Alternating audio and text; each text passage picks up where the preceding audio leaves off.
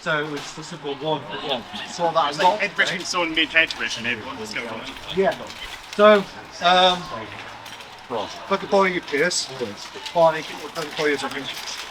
So if Piers, so imagine Barney here is the enemy, and Piers is going to head whip Barney, but Barney has a damn good grip on me. If Piers pulls Barney and I'm going, Piers at some point needs to let go of Barney to get in between, even if it means Barney stays standing.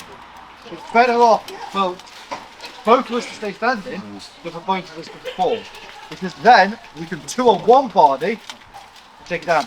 The other thing to do is, let's take it down slowly, this is constantly.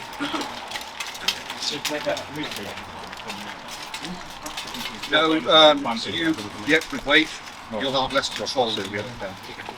So, Piers is catching Barney, pulling him down. We're both falling. Piers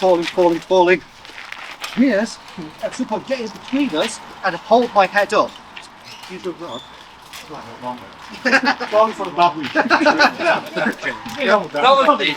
And Piers can just get in between and just use his shoulder. So I'm falling, and Piers holds me with his shoulder.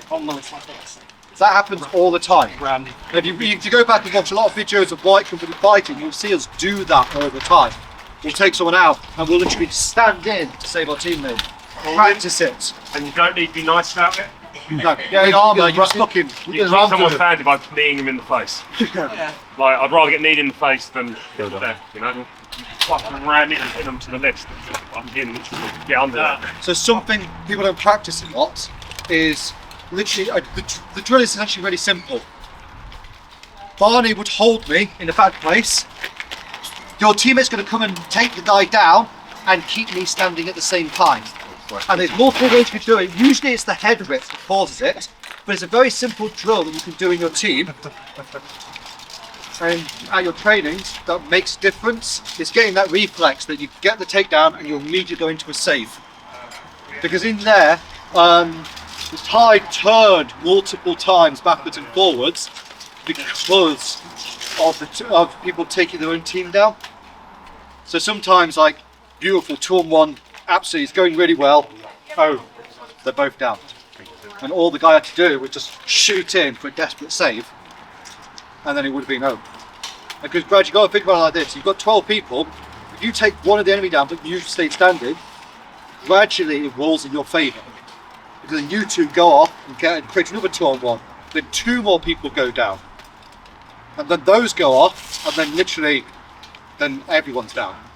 It literally just scales really fast. Multiply. It just multiplies this again and again and again. Yeah. Are you expecting anything from the AGM summit?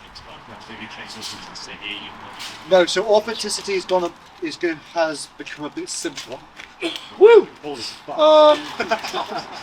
They are taking a slightly more reasonable tack. An example of this would be, for example, an example of this was like Aventails, where before they were trying to, Authenticity was trying to insist that if there wasn't a picture of a specific Aventail, like this Aventail only is allowed to scale because all the pictures showing the scale.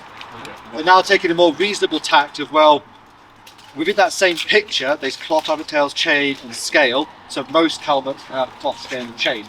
So they have, across all the armour, they're taking this slightly more reasonable tact. The only exceptions to this will be really early armour or really late armour. Are they still stopping 3 plates up?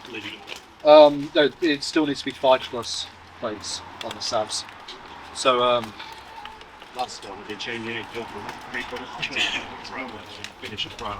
They're not changing anything like that, but at the last tournament in the UK, it didn't get applied quite correctly a few times. It's meant to be a touch on the floor. If I throw somebody, touch like this, it's fine. If you throw somebody and you land like this, and then have to move your feet to then stand, you're out. So sometimes it gets applied wrong. It's meant to be a touch. It's called a count is when you do a throw, and that happens. Not you throw and you land like this, and that plates you do, and it takes you up. Just because 2 months before national, you want to go back to the box level and realise you're doing wrong. No, there's some rules at this point. The rules aren't really changing. There's nothing that's really changing. it's not confirmed yet, but they are looking at taking. There's been a rule that we're not allowed to grab behind the knees. They might be changing that. It's not confirmed yet, so don't. The rule was there to stop because what some people with big axe heads were doing is they were hooking it around the back of people's legs, and then they were pulling the leg like this. And apparently that caused some damage. Funny. But they're looking to maybe change the rules so to ban hooking with Currently, you can axes. do anything, can't you? Yeah. Can't do it. But like I said, that's not confirmed. It's just being spoken about. So for the moment, just assume you can't get behind the knee. But just as a thing, guys, that doesn't mean I can't go to a high crotch and look fit body.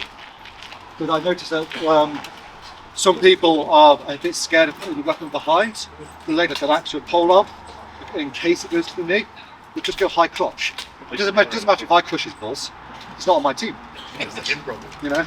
He'll enjoy it. Yeah. So you just if you want to do that, there's a lot of really good takedowns.